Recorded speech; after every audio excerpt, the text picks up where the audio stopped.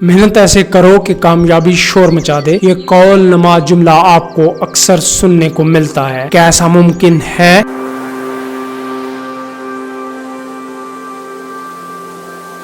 چلیں بالفرض ایسا ممکن ہو جائے اور دنیا میں ہر فرد اس کام میں لگ جائے تو سوال یہ ہے کہ کیا یہ ہو پائے گا؟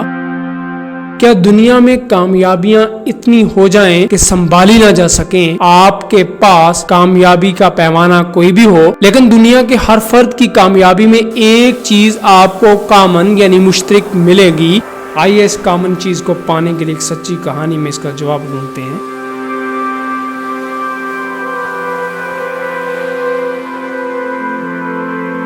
اسد یونیورسٹی میں میڈیا اسٹڈیز کا بہترین طالب علم تھا. کلاس فیلوز اور اساتذہ سب کہتے تھے کہ وہ اپنے پروفیشن میں بہت آگے جائے گا. اسد کو بھی ایسا ہی لگتا تھا لیکن انسان جیسے سوچے اسی ترتیب سے ہر وقت وہی نہیں ہو پاتا. اس سوال نے اسد کی زندگی میں ایک راز سے پردہ اٹھایا. یونیورسٹی سے نکلتے ہی ہر طالب علم کی طرح اس کو یوں لگا کہ اب تو جیسے دنیا پلکیں بچھائے اس کا انتظار کر رہی ہے. خدا کی قدرت نے ہاتھ آگے بڑھایا اور ایک بڑے نیوز چینل میں رپورٹنگ جس میں کہ وہ خود چاہ رہا تھا اس میں اس کی انٹرنشپ ہو گئی. یہاں تک تو بات ٹھیک تھی لیکن شاید اس کے بعد کا معاملہ انسانوں کے ہاتھ میں تھا. یوں اسد کی قابلیت کام نہ آ سکی اور وہ شروع میں ہی دفتر کے اندر کے دڑے بندی کا شکار ہوا اور آسان چارے کے طور پر نکال دیا گیا. اس کے بعد جاب ناپید ہر روز طویل تر اور زندگی کے رنگ ادھورے سے لگنے لگے.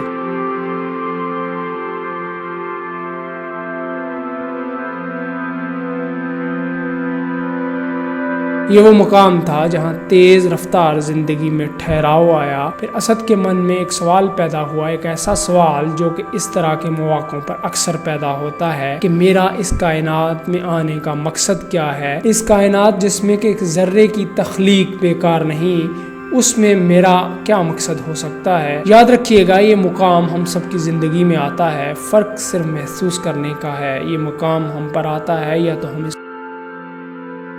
یہ مقام جب ہم پر آتا ہے یا تو ہم اس کے کھوج میں اس کے راز کو پا لیتے ہیں یا پھر حالات کے ہاتھوں انسان اپنے آپ کو وقتی تھپیڑوں کے سپرد کر دیتا ہے اور پھر چراغوں میں روشنی لا رہی کے مصداق دنیا کو فتح کرنے والا خود دنیا کے ہاتھوں مفتوح ہو کر سرفری لہروں سے ٹکرا کر اپنے اندر کی دنیا کو ٹھنڈا کر لیتا ہے.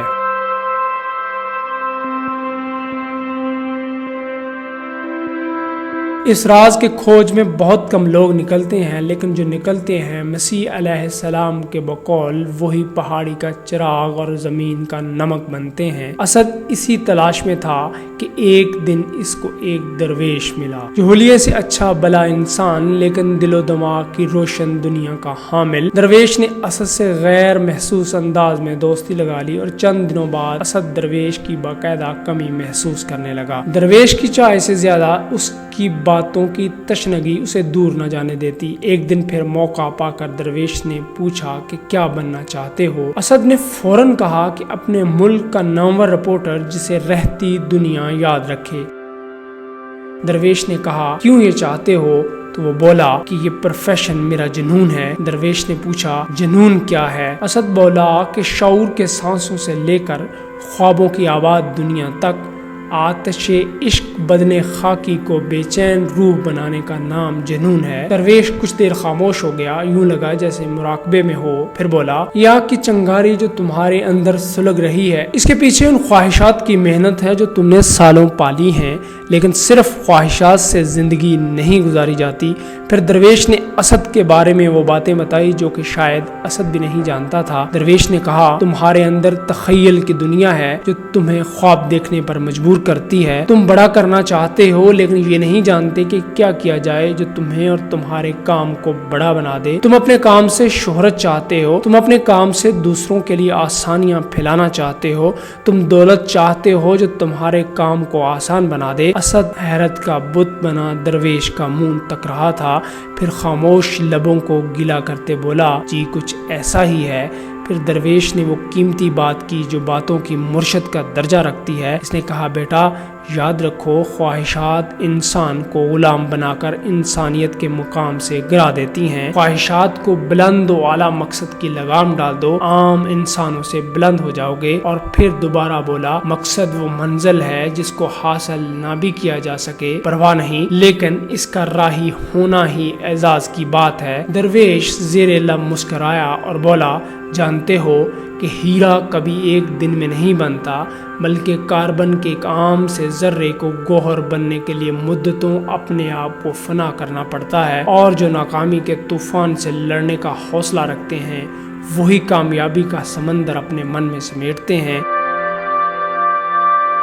جاؤ، پہلے اپنے آپ میں یہ تلاش کرو کہ تمہارے اندر وہ کون سی ایسی چھوٹی سے چھوٹی صلاحیت ہے جسے تم دن میں نہ کر سکو تو بے چینی محسوس ہوتی ہے، اور جسے کرتے ہوئے بھوک اڑ جاتی ہے اور پیاس بے معنی ہو جاتی ہے۔ اور صلاحیت کو جاننے کا پیمانہ دنیا کے کیریئر کے اعلیٰ معیاروں کو سامنے رکھ کر کبھی نہ کرنا، ورنہ راندہ درگاہ ہو جاؤ گے۔ خواتین و حضرات، یہ سچی داستان صرف ایک انسان کی نہیں، بلکہ ہم اپنی زندگی میں نظر ڈالیں تو ہمیں ہر انسان کو اپنی زندگی میں ایسا ہی ایک درویش، مرشد، استاد، دوست، مینٹور یا ایسے ہی کسی کاؤنسلر کی ضرورت ہوتی ہے جو گرم لوہے پر بروقت چوٹ لگا کر آپ کو جوہر خاص بنا دے۔